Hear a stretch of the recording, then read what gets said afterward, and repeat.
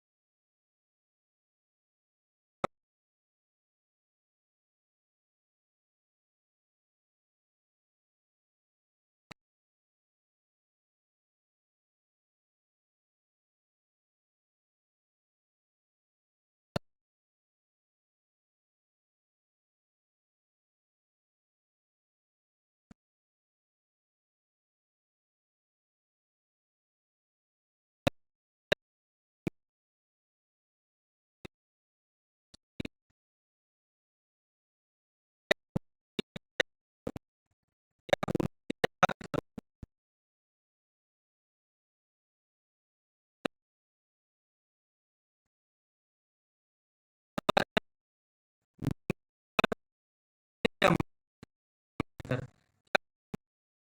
अपने पिता को किया है, क्या याद इन्होंने आकर लिखे हैं, करूं निर्माण से दूर द्वार से ये याद करना।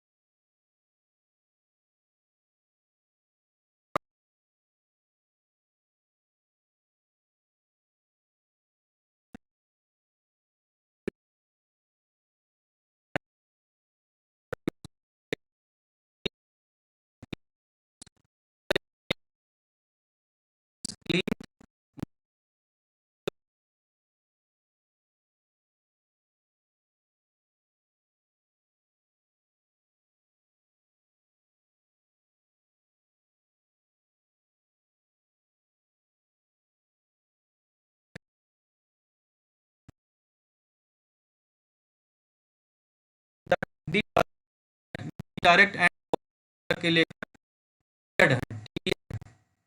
क्वेश्चन नंबर 7 देखते हैं हम।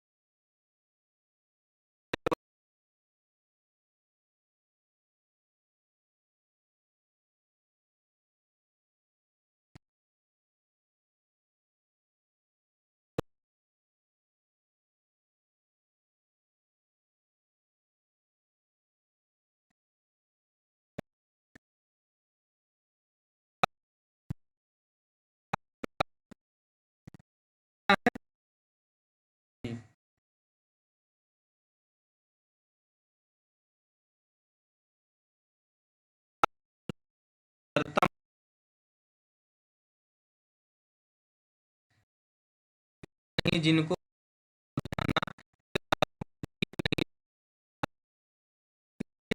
महादेवी वर्मा की है।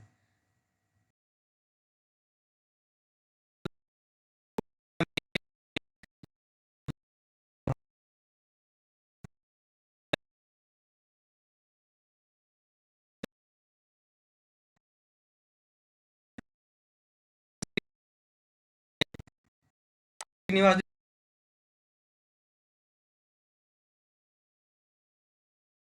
और हैं। अगला क्वेश्चन हम देखते हैं।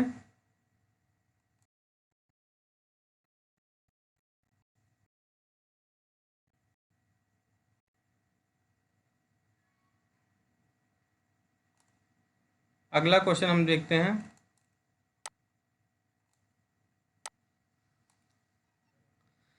क्वेश्चन नंबर 20 देखते हैं। गीत फरोश कविता में भवानी प्रसाद मिश्र क्या कहना चाहते हैं? तो पहला है व्यावसायिकता के कारण आज का कवि अपने गीत बेचने के लिए मजबूर है, सही बात है। दूसरा है आज का कवि ग्राहक की मर्जी के अनुसार गीत लिखने के लिए अभिशप्त है, ये भी सही है। गीत केवल खुशी के लिए गीत भी गलत है।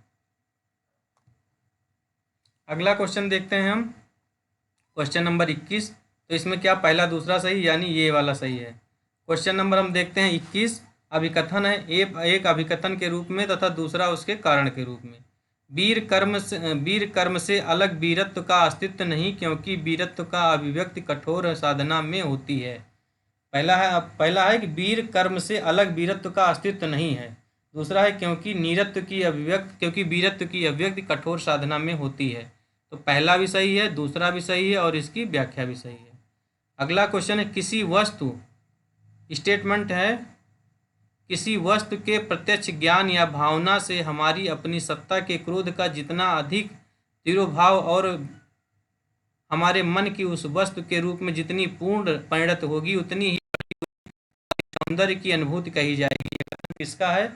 तो शुक्ल जी का है। फिर से स्टेटमेंट एक बार पढ़ते हैं, इंपॉर्टेंट है, यहाँ से पढ़ देते हैं। किसी वस्तु के प्रत्यक्ष ज्ञान या भावना से हमारी अपनी सत्ता के क्रोध का जितना ही अधिक तिरोभाव और हमारे मन की उस वस्तु के रूप में जितनी ही पूर्ण परिणति होगी, बढ़ी हुई हमारी शुक्ल जी का है। शुक्ल जी प्रसिद्ध साहित्यकार है। उनकी प्रमुख रचना है हिंदी साहित्य का इतिहास 1929 ईस्वी में। क्वेश्चन नंबर 22 देखते हैं। 23। यशपालकृत झूठा सच उपन्यास के केंद्रीय विषय क्या है? विभाजन की त्रासदी है, नारी की विवशता और शोषण है, सांप्रदायिक दंगों की भयावहता है, या भारत छोड़ो आंदोलन है। तो इसमें क्या क्या है? बी ऑप्शन सही, पहला और तीसरा। सांप्रदायिक दंगों की भयावहता है, और ये क्या दिया है? सांप्रदायिक दंगों की भयावहता तथा विभाजन की त्रासदी, दो चीज है। झूठा सच जो है 2 भागों में प्रकाशित है। प्रथम भाग 1958 में वतन और देश, दूसरा भाग 1960 में देश का भविष्य। वतन और देश का भविष्य 1958-1960। यशपाल प्रगतिवादी या मार्क्सवादी विचारधारा के उपन्यासकार हैं। इनके प्रमुख उपन्यास दादा कामरेड 1941, देशद्रोही 1943, दिव्या 1945, पार्टी कामरेड 1946, मनुष्य के रूप 1949। अगला क्वेश्चन है, मिलन के पल दो चार, मिलन के पल केवल दो चार, विरह के कल्प अपार। किसकी लाइन है ये? तो ये लाइन किसकी है? परिवर्तन कविता से। किससे है? परिवर्तन से है। मिलन के पल केवल दो चार, विरह के कल्प अपार, परिवर्तन से है। तुम भूल गए पुरुषत मोह में कुछ सत्ता है नारी की। किस रचना से है? कामायनी से। सिंधु की निसीमता पर लघु लहर का लाश कैसा, दीप लघु सिर पर धरे आलोक का आकाश कैसा। आलोक का आकाश कैसा, ये किससे है? सांध्य गीत से है। क्या है? सिंधु की निसीमता पर लघु का लाश कैसा, दीप लघु सिर पर धरे आलोक का आकाश कैसा। किस रचना है? सांध्य गीत से। और उपल वृष्टि हुई तम छा गया, पट गई मही कंकर पात से। उपल वृष्टि हुई तम छा गया, पट गई मही कंकर पात से, ये प्रिय प्रवास से। क्वेश्चन नंबर 25 देखते हैं हम। भाषा भूषण क्या विवेच्य है? भाषा भूषण क्या है? अलंकार ग्रंथ है। भाषा भूषण क्या है? अलंकार ग्रंथ है। इसमें कितने इस ग्रंथ में कितने दो हैं? 212। 212। भाषा भूषण जो है चंद्रलोक लिखा गया है। किसमें लिखा है? चंद्रलोक की छाया पर लिखा गया है। भाषा भूषण के रचयिता प्रसिद्ध हैं। इनकी प्रमुख रचनाएं हैं प्रबोध चंद्रोदय, अपरोक्ष सिद्धांत, अनुभव। अगला क्वेश्चन है कुबेरनाथ राय के निबंध संग्रह हैं। कुबेरनाथ राय के निबंध संग्रह हैं तो कामधेनु और आगम की नाव। कामधेनु और आगम की नाव दो कुबेरनाथ राय के निबंध संग्रह हैं। अगला क्वेश्चन है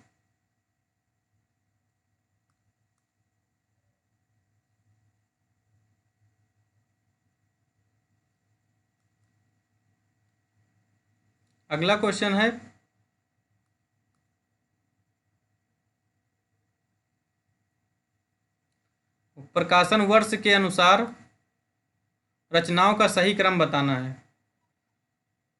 भारत की भाषा समस्या, मार्क्स और पिछड़े हुए समाज, प्रेमचंद और उनका युग, भारतेंदु युग और हिंदी भाषा की विकास परंपरा।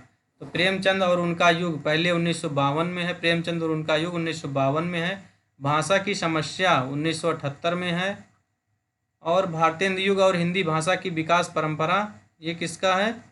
1985 की रचना है। अब मार्क्स और पिछड़े हुए समाज कब की रचना है? 1986 की रचना है। कौन सा विकल्प सही है? 3, 1, 4, 2। भारत की भाषा समस्या 1978, मार्क्स और पिछड़े हुए समाज 1986, प्रेमचंद उनका युग 1952, भारतेंदु युग और हिंदी भाषा की विकास परंपरा 1985। इन सभी के रचनाकार कौन है? रामविलास शर्मा। कथन दिया है नाटक का एक उद्देश्य जनोपदेश है। दूसरा दिया क्योंकि नाटक में उपदेश के सिवा कोई और बात नहीं हो सकती। तो कोई और बात नहीं हो सकती, ये तो गलत लग रहा है। पहला ही सही लग रहा है। नाटक का उद्देश्य जनोपदेश है, कथन सत्य है। कारण क्योंकि नाटक उपदेश के सिवा कोई और बात नहीं हो सकती, सही। दूसरा गलत है।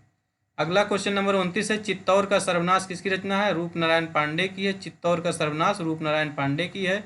बसंत किसकी रचना है? भारतेंदु हरिश्चंद्र का। बसंत रचना किसकी है? भारतेंदु हरिश्चंद्र की। जुलूस रुका हुआ विवेकी राय। और गांव का मन विद्यानिवास मिश्र। गांव में विद्यानिवास मिश्र। अगला है सप्तपाणी किसकी रचना है? गिरिराज किशोर। सप्तपाणी गिरिराज किशोर। लौट आओ धार किसकी रचना है? दूधनाथ सिंह की। हम हसमत किसकी रचना है? कृष्णा सोबती की। आज के अतीत भीष्म साहिनी। अगला है क्वेश्चन नंबर 31 है जितनी सफलता भारतेंदु युग के लेखकों को निबंध रचना में मिली उतनी कविता और नाटक में नहीं। कथन किसका है? रामविलास शर्मा का है। क्या कहा? जितनी सफलता भारतेंदु युग के नाटकों को निबंध में रचना में मिली उतनी कविता और नाटक में नहीं। किसने कहा? शुक्ल जी ने। रामविलास शर्मा ने कहा। रामविलास शर्मा मार्क्सवादी आलोचक है। इनकी प्रमुख कृतियां हैं प्रेमचंद 1941 में लिखा है इन्होंने। प्रेमचंद 1941 में लिखा है इन्होंने प्रेमचंद। भारतेंदु युग लिखा है 1943 में। निराला लिखा है 1946 में। प्रगति और परंपरा 1949 में। साहित्य और संस्कृत 1949 में। साहित्य और संस्कृत 1949 में। अगला क्वेश्चन है हम राज्य लिए मरते हैं। हम राज्य लिए मरते हैं, सच्चा राज्य परंतु हमारे कृषक ही करते हैं। हमारे कृषक होगा, हमारे कृषक ही करते हैं। इसमें क्या सही है, क्या सही नहीं है बताना है। तो सामंत समाज में स्त्रियां मर्यादा के नाम पर घर की चारदीवारी में कैद हैं, सही है। किसान स्त्रियां अपने पतियों के साथ स्वतंत्रतापूर्वक विचरण करती हैं, ये भी सही है। किसान राज समाज से अधिक सुखी, ये भी सही है। और राज्य सुख भाग्यशाली लोगों का कौन सा विचार गलत है कि राज्य भाग्यशाली लोगों को प्राप्त होता है, ये गलत है। मैथिली शरण की गुप्त रचना साकेत से नवम सर्व से ये उद्धृत है। क्या कि हम राज्य लिए मरते हैं, सच्चा राज्य परंतु हमारे कृषक ही करते हैं, कृषक ही करते हैं। अगला है कौन सा शब्द तद्भव शब्द नहीं है, तद्भव नहीं है तो कवि, कवि तत्सम है। राय का तद्भव, राजा का राय होता है, क्षेत्र का खेत होता है और दक्षिण का दाहिना होता है। अगला कथन है स्त्री विमर्श स्त्री अस्मिता का समर्थन करता है क्योंकि वो अस्मिता का परम विरोधी है। पहला सही है, दूसरा गलत है। क्या सही? स्त्री विमर्श की अस्मिता का समर्थन करता है क्योंकि वो स्त्री अस्मिता का परम विरोधी है, ये गलत है। अज्ञेय के उपन्यासों के पात्र कौन कौन है? मिलान करना है। राधिका है या भुवन है या सरस्वती है या प्रशांत है? इसमें कौन सा सही है?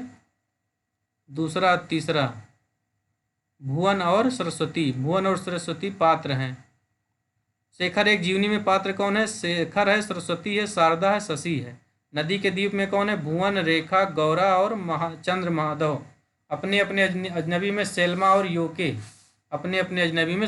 योके। निम्नलिखित में मैला आंचल उपन्यास के पात्र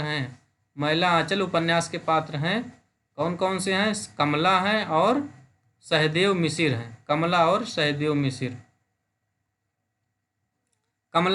मिसिर मैला आंचल उपन्यास के पात्र हैं। मैला आंचल के अन्य पात्र हैं बालदेव, बावनदास, कालीचरण, लक्ष्मी, कमली, राम खिलावन, रामदास, राम कृपाल सिंह। मैला आंचल लिखा गया था पंडित नाथ रेणु का, यह आंचलिक उपन्यास। अगला है रामचंद्र शुक्ल के अनुसार शिव सिंह सेंगर में रामायण, राम और करखा रामायण। मैं चाहता हूं कि साहित्य संबंधी धारणाएं वास्तविक साहित्य में विश्लेषण जाएं। ये पंक्तियां साहित्य से ली गई है, तो तीसरे क्षण से ली गई। मैं चाहता हूं कि साहित्य संबंधी धारणाएं वास्तविक साहित्य में विश्लेषण के आधार पर बनाई जाए। एक साहित्यिक जिसके लेखक कौन है? मुक्तिबोध। क्वेश्चन नंबर 39 है, होली है किसकी रचना है? प्रताप नारायण मिश्र का। पीछे मत फेंकिए किसकी रचना है? बालकृष्ण भट्ट का। मेरी जन्मभूमि किसकी रचना है? हजारी प्रसाद द्विवेदी। परंपरा बंधन नहीं, विद्यानिवास मिश्र। क्वेश्चन नंबर 40 है। क्वेश्चन नंबर 40 है,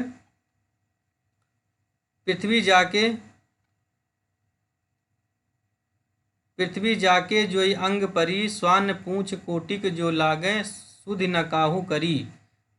प्रकृति जाके जोई अंग परी, स्वान पूछ कोटिक जो लागे सुध न काहू करी। किसकी लाइन है? तो किसकी लाइन है? ये सूरदास की लाइन है। अगला है बहुविध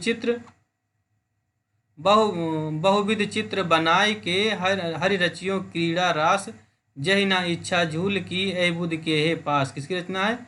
कबीरदास की। क्या लिखे हैं? बहुविध चित्र बनाए के हरि रचियो क्रीड़ा रास, जहि ना इच्छा झूले की ऐसे बुद्ध के पास। किसकी रचना है? कबीरदास की। अगला रचना है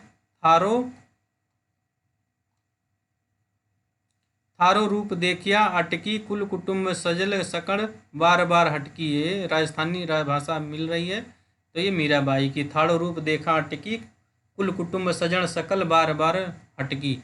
आगे है गुर नित मोहि प्रबोध दुखित, देख आचरण मम मोहि उपजइह यति क्रोध, दम्भी नीत की भावहि।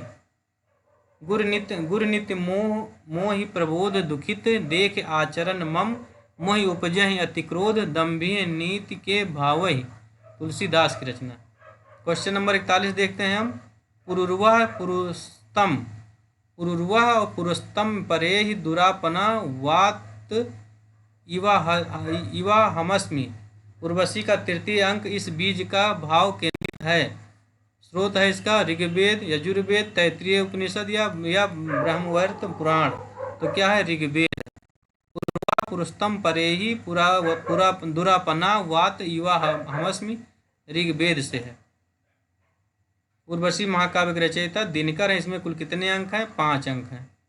उर्वशी का तृतीय अंक इस बीज भाव पर केंद्रित है। अगला क्वेश्चन है श्रृंगार मंजरी किसकी रचना है? श्रृंगार मंजरी चिंतामणि की रचना है। साहित्य सार किसकी रचना है? मोतीराम की रचना है। रस सारांश किसकी रचना है? भिखारीदास की। और प्रेमचंद्रिका देव की रचना है। कौन सी भाषा आर्य भाषाओं से शामिल नहीं है? आर्य भाषाओं में यूनानी है, फारसी है, लैटिन है। क्या नहीं है? तो अरबी नहीं है। अगला क्वेश्चन, निम्नलिखित में से कौन सा अमृतलाल नागर का रचित नहीं है? सीमाएं टूटती हैं, एकदा नैमिषारण्य, शतरंज के मोहरे, कहो को था उर्वशी। क्या नहीं है इसमें? 1 और 4 नहीं है। सीमाएं टूटती हैं किसका? श्रीलाल शुक्ल का। कहो कथा उर्वशी जो है देवेंद्र सत्यार्थी का है। अमृतलाल नागर द्वारा एकदा नैमिषारण्य और शतरंज के मोहरे। क्या क्या है? एकदा नैमिषारण्य और शतरंज के मोहरे, ये दोनों नहीं है। कहो कथा उर्वशी देवेंद्र सत्यार्थी का। सीमाएं टूटती हैं श्रीलाल शुक्ल का। विष्णुकांत शास्त्री के संस्मरण सुधिया उस चंदन के बन की शीर्षक किस की कविता से प्रेरित है? विष्णुकांत शास्त्री के संस्मरण सुधिया उस चंदन के बन की शीर्षक किस कवि की कविता से प्रेरित है? तो ये किससे है? गिरजा कुमार माथुर की कविता से है। मंजीर से प्रेरित है, मंजीर से प्रेरित है। और गिरजा कुमार माथुर के और मुख्य जो काव्य संग्रह है, मंजीर, नाश और निर्माण, धूप के दान, शिलापंख चमकीले, छाया मत छूना, साक्षी रहे वर्तमान, मैं वक्त के हूँ सामने, मैं वक्त के हूँ सामने। अगला क्वेश्चन कथन है, दलित विमर्श का वैचारिक आधार बाबा साहेब अम्बेडकर का दर्शन है। दूसरा है, दलित अम्बेडकर दर्शन पर मात्र दलित विचार कर सकता है। ये गलत, मात्र दलित नहीं विचार कर सकता। पहला सही है और दूसरा गलत है। क्वेश्चन नंबर 48 है, निम्नलिखित में से कौन सा पात्र मुर्दहिया के रचनाकार के परिवार से संबंधित नहीं है? तो क्या नहीं है? सुदेश्वर नहीं है। कौन सा पात्र मुर्दहिया के रचनाकार के परिवार से संबंधित नहीं है? तो संबंधित नहीं है, तो सुदेश्वर। सुदेश्वर पात्र मुर्दहिया के रचनाकार परिवार के से संबंधित नहीं है। मुर्दहिया आत्मकथा के लेखक तुलसीराम हैं। इसके पात्र हैं मुन्नर, सोमर, मुनेश्वर, मुर्दहिया के परिवार के पात्र हैं। अगला क्वेश्चन, चंद्रगुप्त नाटक में किस चरित्र की बात पर प्रतिक्रिया व्यक्त करते हुए चाणक्य ने कहा, मेरे पास पाणिनि में सिर खपाने का समय नहीं है, भाषा ठीक करने से पहले मैं किसको? मनुष्यों को ठीक करना चाहता हूँ। किसने कहा था? किसके लिए? वर रुचि से कहा था ये बात।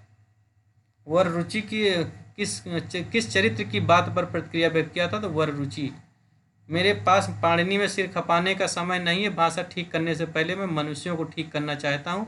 चंद्रगुप्त नाटक के लेखक प्रसाद हैं। इनके अन्य पात्र हैं इसमें सिंहरण, अंबिक, पर्वतेश्वर, राक्षस, मालविका, अलका, कार्नेलिया, सुवासिनी और एनिसाक्रिटीज।